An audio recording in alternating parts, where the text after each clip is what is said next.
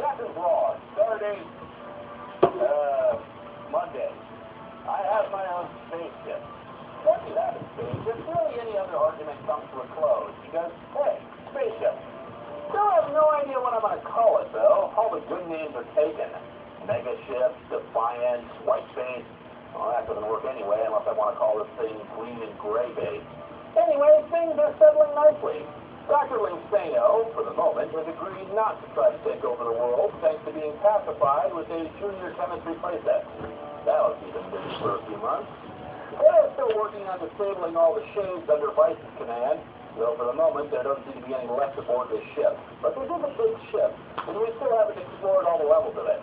I hope owning a ship won't go to my head.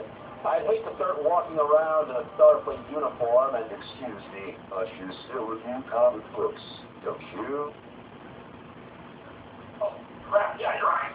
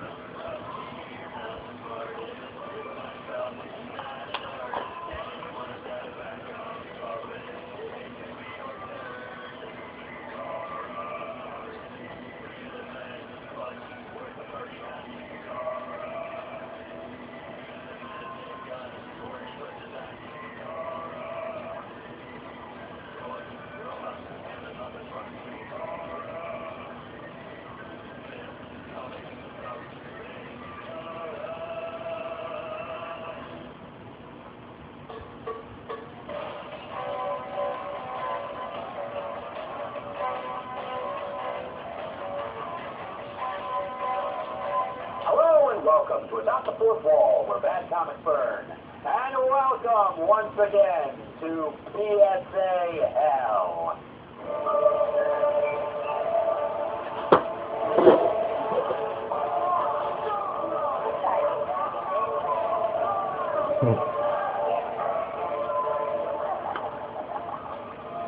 Why is there so many PSA comics that have Spider-Man in them?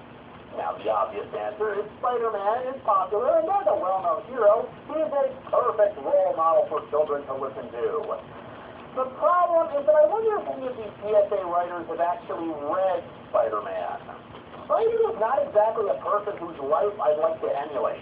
I'm reminded of a Gilbert strip where the pointy-eared boss hires a motivational speaker, not realizing that the speaker has to have overcome his problems in order to be motivational. That's what it's like when I see Spider-Man trying to tell kids to straighten out their lives. Spidey's life, quite frankly, is a living hell. When his friends and loved ones aren't getting killed off for whatever cheap pathos has to be wrung out of an already jaded audience, he's moping about the problems of everyday life and the constant issues he has with being Spider-Man. Spidey has gone through the death of his surrogate parents, the death of his longtime girlfriend, reclaiming his birth parents, only for them to be part of an elaborate revenge scheme involving robots, being cloned and told he wasn't the real Peter Parker, faces continual ridicule and scorn from regular people because somehow he's a bad guy, but everyone praises other superheroes, being unmatched, and having constant financial difficulties. Man, I'm just glad the poor guy has a loving, caring, supporting wife he can come home to. Oh, wait.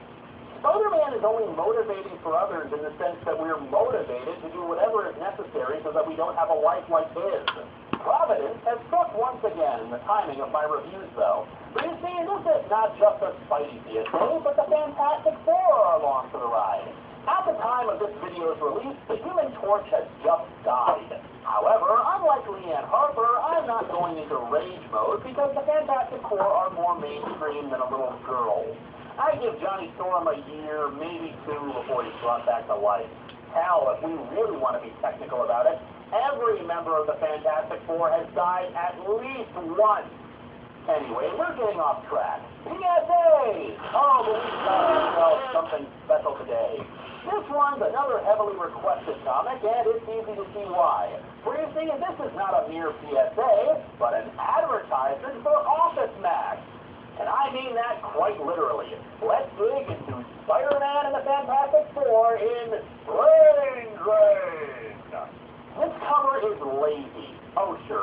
good elements to it, like a giant looming Doctor Who, but the rest is just a clutter of random people and superheroes. And again, we needed to make room for all the various logos shoved in everywhere. Also starring the 2006 Office Max Superhero Teachers of the Year. Okie dokie, let's get something out of the way here first. Teachers are underpaid, and it feels like administrators at higher levels are overpaid. I've read about school superintendents who have six-figure salaries, or at least have severance packages that are six figures.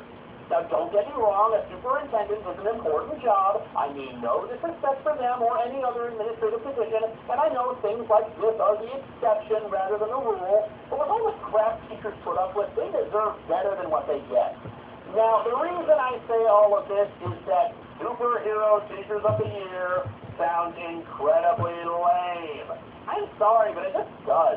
Teachers deserve to be treated with respect and honored all the time, not just in some award sponsored by an office supply company. With that out of the way, let the silliness begin. We open to Peter Parker in his classroom at Midtown High. His classroom, you ask? Well, it's time for backstory. You couldn't have waited until I actually started explaining it? Anyway, during J. Michael Straczynski's run on Spider-Man,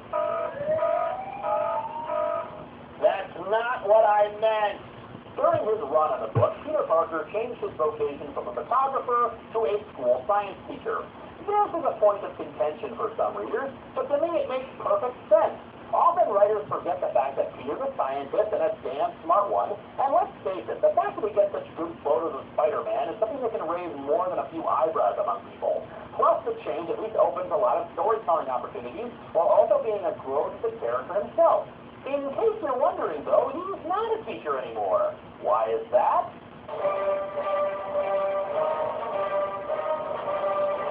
Sometimes I wish I owned a copy of One More Day just so I can throw it against the wall.